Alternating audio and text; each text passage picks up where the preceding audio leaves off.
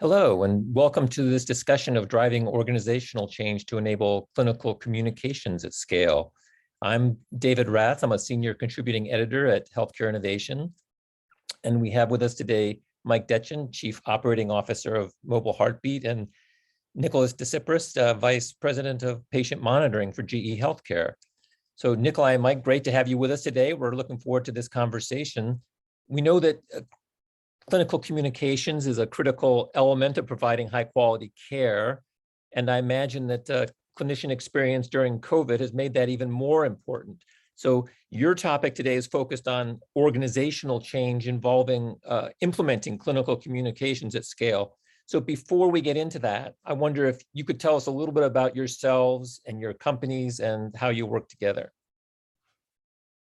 Yeah, sure, David. Pleasure to be here. Again, my name is Mike Detjen. I'm the COO for Mobile Heartbeat.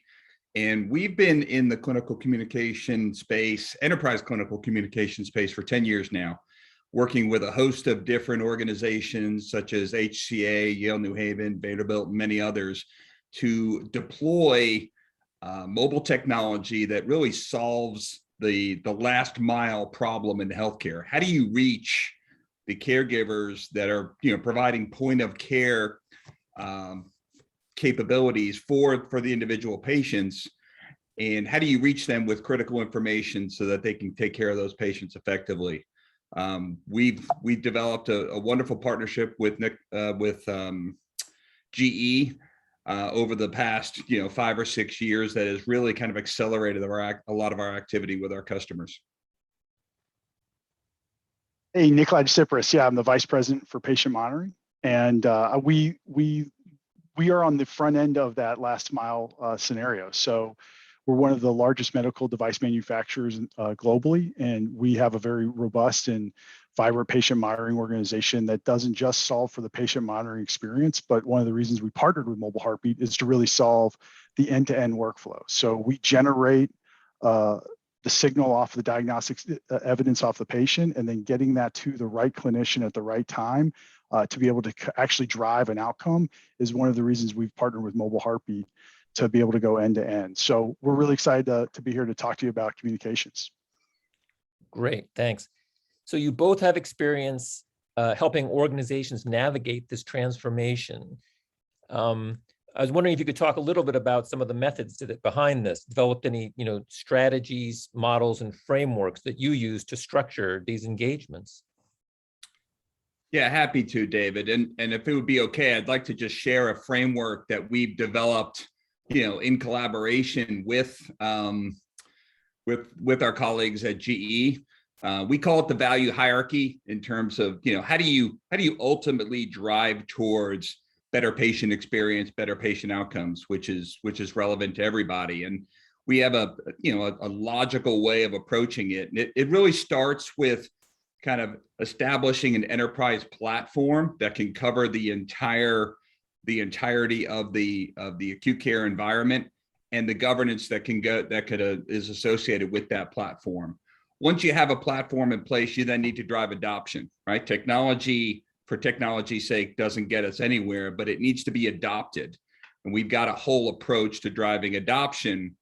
Once you have adoption, that gives you then insight through metrics and analysis of workflow to start to tie together a lot of the different, clinical workflows that are out there. And you can uncover, what's working well, but, where are the opportunities for improvement? And once you identify those, opportunities for improvement, you really want to tackle them. And you probably want to tackle them, on a workflow by workflow basis, but that's an iterative process. You're attacking individual workflows, you're improving them, you're measuring them, and you're continuing that within that workflow, but then you're expanding into a new set of workflows. And then ultimately that leads us to, the patient outcomes, right? In terms of, how is the organization improving? How is the patient experience improving? And ultimately, are we taking better care of our patients? Great. So where do you start with that engagement with the health system? Yeah. So, starting at the bottom, I referenced the term the last mile, right? And that's a that's a, a term that's used in a few different industries, but how do you cover the last mile of reaching the individual caregivers? And if you think about healthcare, healthcare is a multi-dimensional care activity, lots of different actors involved in providing care for the patient, but they're mobile, they're not sitting at a desk. You have to find a way to reach them. So, mobile technology has certainly provided, a base upon which we can leverage, all the different, mobile phones that are out there, but then you need to put specific software on those mobile phones to reach the end caregivers. And, one of our customers, really, did a nice job of explaining this, in that, they had developed some advanced algorithms around detecting sepsis. And as we all know, sepsis is one area where time sensitivity is everything. They had an algorithm that said we can predict this 12 hours sooner than we could, previously. But the next question was, how do I let the right person know about that, right? And how do I get it to them so that they can take action with that patient, in time to actually, change their outcome? And at that point, we happened to be kind of, implementing our software, but we're only 1/3 of the way through their deployment. And they're a multi-facility, large enterprise IDN. And, we were in a conversation with the CMO where they were talking about this algorithm, and we were talking about where we were. And he's like, listen, we need to accelerate that, right? We need to accelerate that last mile deployment, because we have this vital piece of technology, of capability that we want to get in the hands of the caregivers. And listen, that was only one workflow, but it kind of did a nice job of kind of highlighting the opportunity that was available. Great. Well, you've kind of described some of these foundational pieces, and you're giving the organization something to build on. Can you talk about some of the key considerations or best practices for driving adoption? Sure. And I'll start, and then Nikolai, feel free to jump in, after that. Adoption in tech, in healthcare is everything. It's, in most industries, it's critical. But we did a study where we looked at nurses, for example, and we know that nurses touch 21 different pieces of technology on an average shift. So you start to think about how are you going to introduce a new piece of technology to them? And first of all, the software has to be easy to use, right? It has to be accessible, on the right device that's available to them. And then you want to think about how do you deploy that software? Do you deploy it across the entire facility? Do you deploy it unit by unit?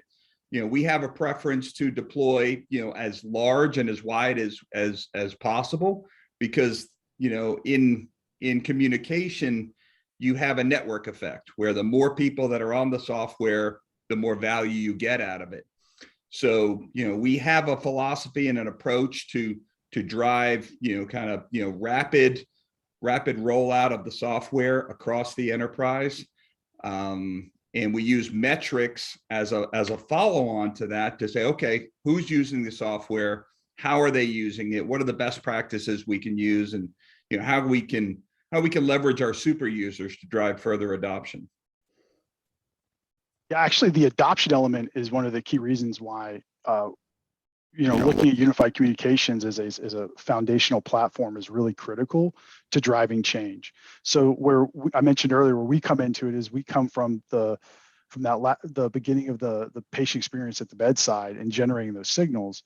And what we found in the past is when we don't solve for a highly adoptable foundation, we would unintentionally create silos within workflows. So a common workflow that we spend a lot of time on is our command center for telemetry, so our centralized monitoring unit, and being able to notify the right clinician if there's a critical acute event, and get them to the bedside to intervene.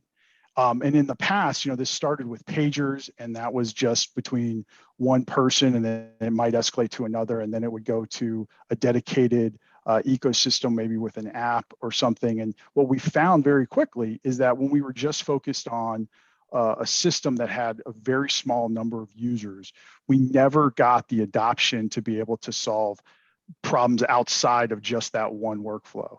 So hence our partnership with Mobile Heartbeat, where we try to look at this is an agnostic and very wide and broad communication platform, which allows us to innovate even more than just a digital CMU workflow. You could actually enable sepsis alarming, or you can enable virtual care solutions through this platform because everyone's on it, and that piece is really foundational to driving adoption. Because the hardest thing to do is is to get someone to use a system when they need to call somebody or they need to get in touch with somebody and they're not on the system, then no one uses it. And so by putting everything onto that same ecosystem, we've been able to really open up innovation at the bedside. And it's amazing what the clinical teams will create when they have no friction in delivering unique workflows. Well, that was one of the follow-on questions I guess I have is there like a chicken and egg situation between the workflows and adoptions? How do you keep the end in mind when you're in the process of building out the platform and driving adoption without boiling the ocean? So communications tends to be, everyone is aware that communications is the number one leading element to adverse events. I mean, it drives a lot of unfortunate where there's communication mishaps. And so solving communication is a known priority for organizations.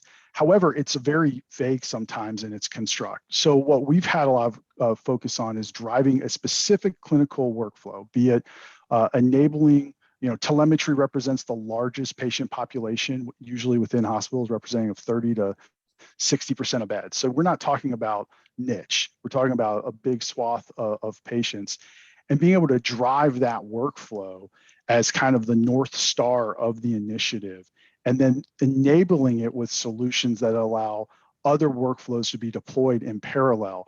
And so that kind of gets everybody in the organization rallying to one cry, as opposed to saying solving communication, because communication is very vague, and being able to really define the workflows that you want to enable. So make it 3, make it 5.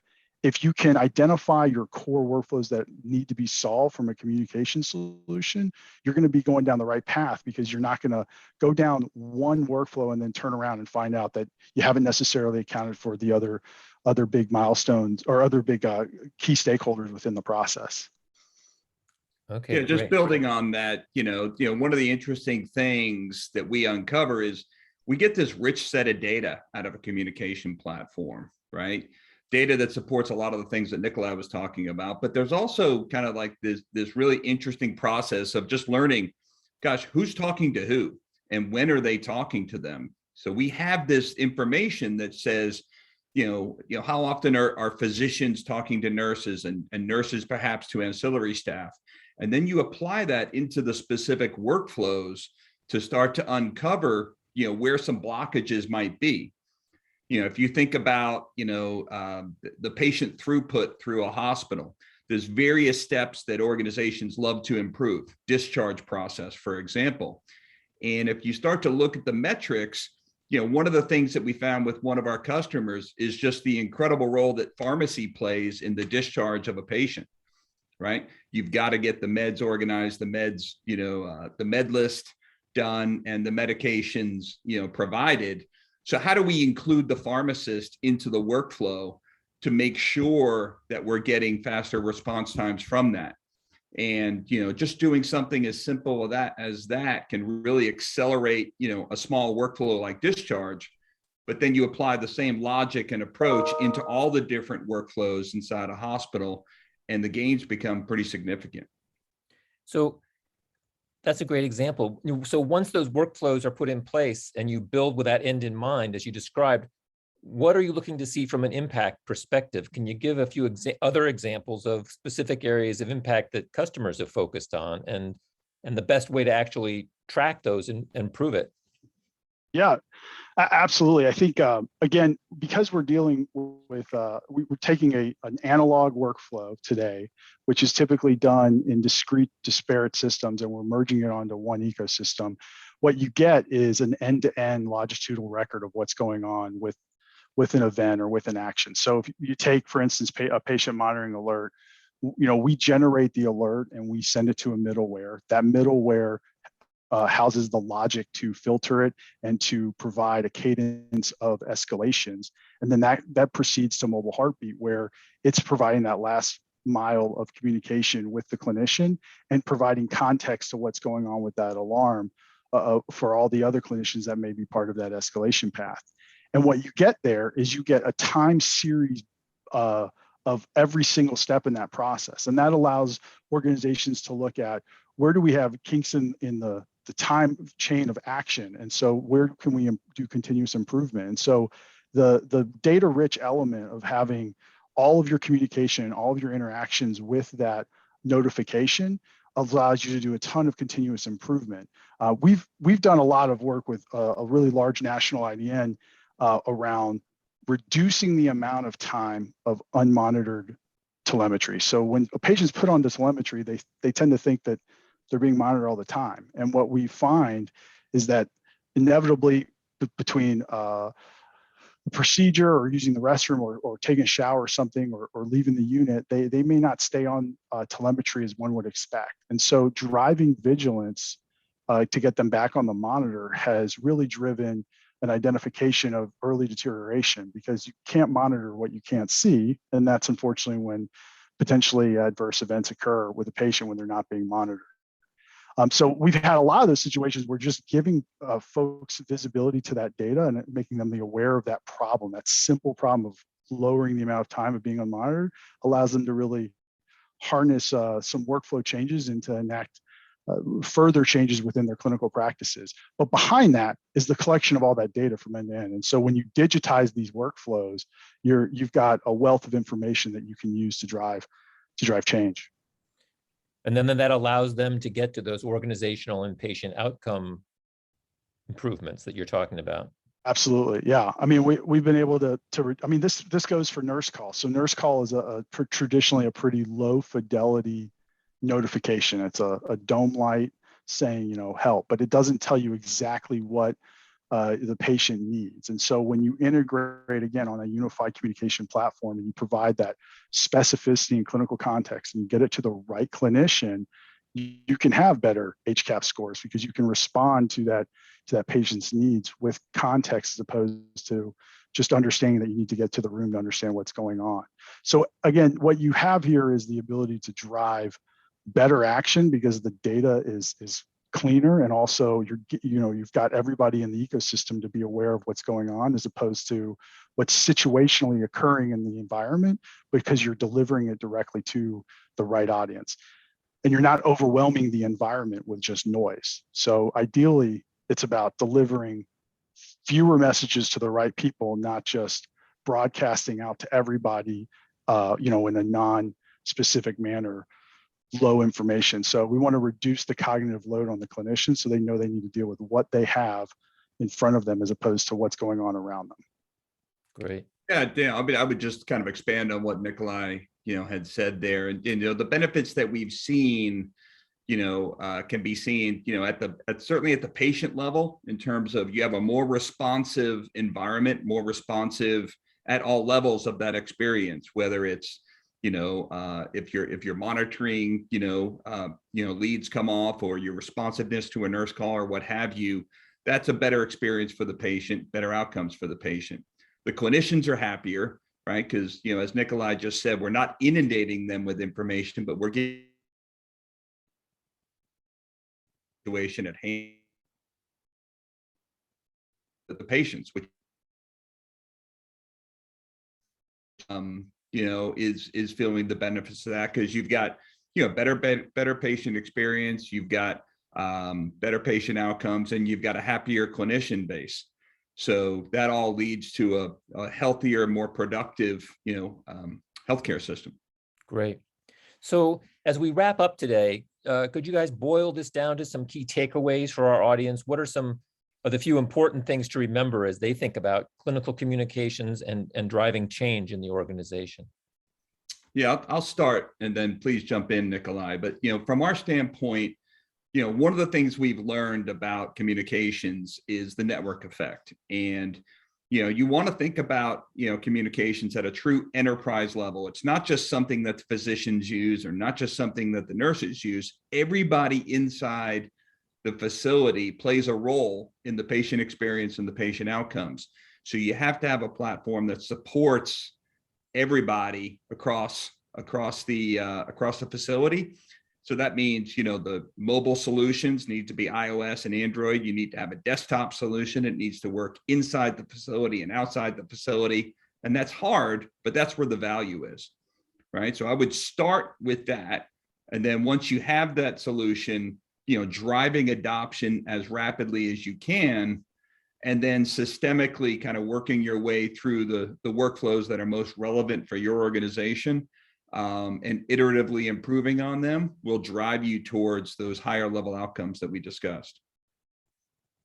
Yeah, and just kind of playing off what Mike said there is really, again, driving an organizational initiative around some key workflows. So obviously, everyone wants to reduce length of stay if possible. Well, that involves being able to discharge from unit to unit or discharge the patient off from the hospital, from the facility. So therefore, you've got to understand what are your top workflows that you're looking to enable that either yield a financial outcome, a clinical outcome, a safety outcome. And there's probably 1 to 2 in all 3 of those tranches. And then making sure that you're designing a solution that kind of enables all of those capabilities as opposed to a siloed approach. And inevitably, you'll get to a point where you need to solve for a very large user base in order to deploy those, especially where we see a change of folks going to kind of a hub and spoke model where they want to centralize care and they want to deliver from a command center different capabilities. Well, now communication is even more critical because it's not decentralized, and being able to have that platform that you can rely on that has everyone on it is going to be essential to that. So starting with your workflows as your North Star tends to help rally the change management element of implementing a large organizational change. Okay, well, Nikolai and Mike, this has been really fascinating. Thank you both for taking the time to talk with us today. It's our pleasure. Thanks for having us. Great.